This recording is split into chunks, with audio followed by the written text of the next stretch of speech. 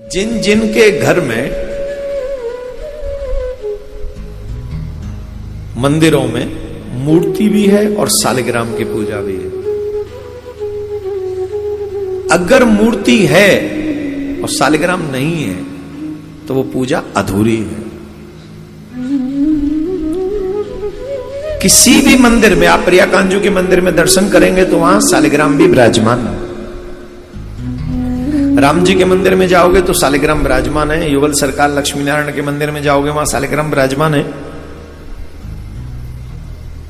और शिव जी के मंदिर में जाओगे वहां पर शिवलिंग विराजमान है। शिव जी के मंदिर में मूर्ति हो और शिवलिंग ना हो तो वो पूजा अधूरी है, पूरी नहीं।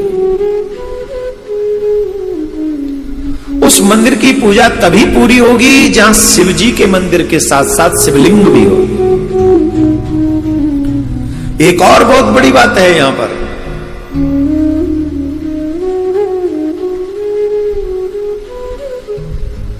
मूर्ति न हो और शिवलिंग हो तो भी पूजा पूरी ही मानी जाएगी।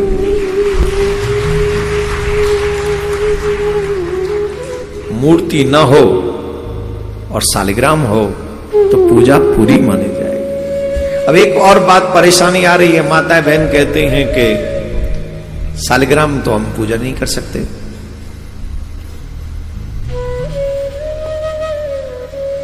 जी, आप तब तक पूजा कर सकते हैं जब तक आपको स्त्री धर्म स्पर्श न कर रहा हो, और स्त्री धर्म स्पर्श करने के बाद तब आप सालिग्राम पूजन नहीं कर सकते। वैसे पूजन का अधिकार मात्र पुरुष को है सालिग्राम का। उसके पीछे बातें हैं, बहुत सारी चीजें हैं, अभी हम उसका विस्तार से वर्णन नहीं कर सकते। अब एक बात तो विश्वास कर लीजिए, बिना कारण के भगवान हमें ये अधिकार ऐसा नहीं कि छीन ले के दे दे। अगर आपको सालिग्राम की पूजा का अधिकार नहीं दिया है भगवान ने, इसका मतलब है कि आपके हित की बात है, ये अनित की बात नहीं है। आप मूर्ति पूजा भी करेंगे तो उतना ही पुण्य लग जाएगा आपको। सालिग्राम की पूजा बहुत कठिन है, आजकल तो हल्के में ले रखी है।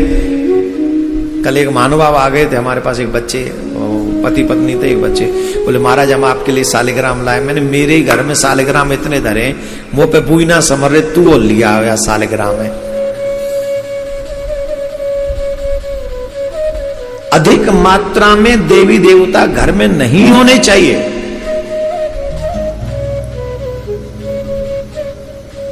बहुत सीमित मात्रा में घर के मंदिर में भगवान विराजमान होने चाहिए। एक सालिग्राम हो, और शिव जी के चाहने वाले तो एक छोटा सा शिवलिंग हो,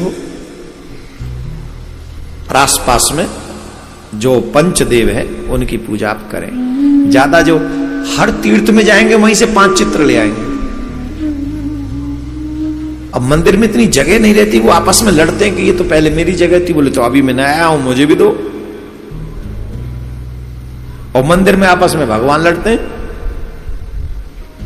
अच्छा, घर में भी 4-5 आदमी, एक हनुमान जी को पुजारी है, एक शिव जी को पुजारी है, और एक वो देवी मैया को पुजारी है, और एक तो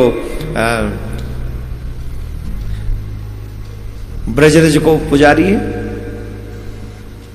अब मंदिर में 4-5 देवता बैठे हैं, और जब पुजारी सब इकट्ठे हो जाएं तो देखो पूजा कम होती, विवाद ज्यादा होता है। मैं करूंगा पहले, मैं करूंगी पहले, मैं कर रहा हूं पहले। अरे यार, एक एक करके देख लो।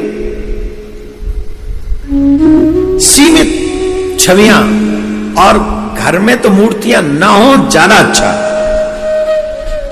घर में मूर्ति नहीं होनी चाहिए।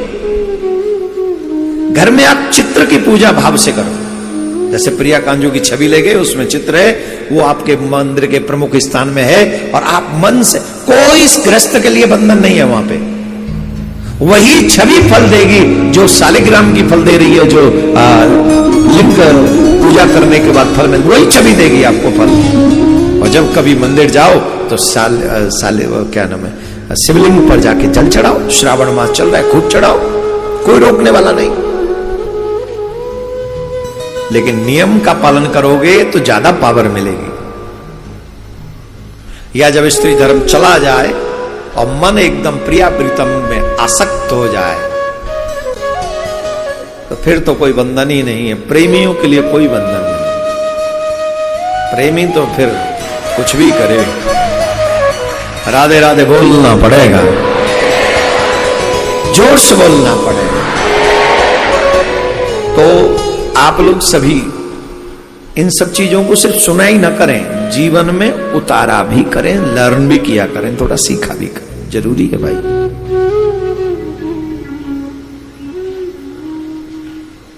सीखना चाहिए अच्छी चीजों को जीवन में उतारना, और जो आपके इष्ट हैं उन्हीं में समर्पित रहो, फिर आप कल्याण होगा।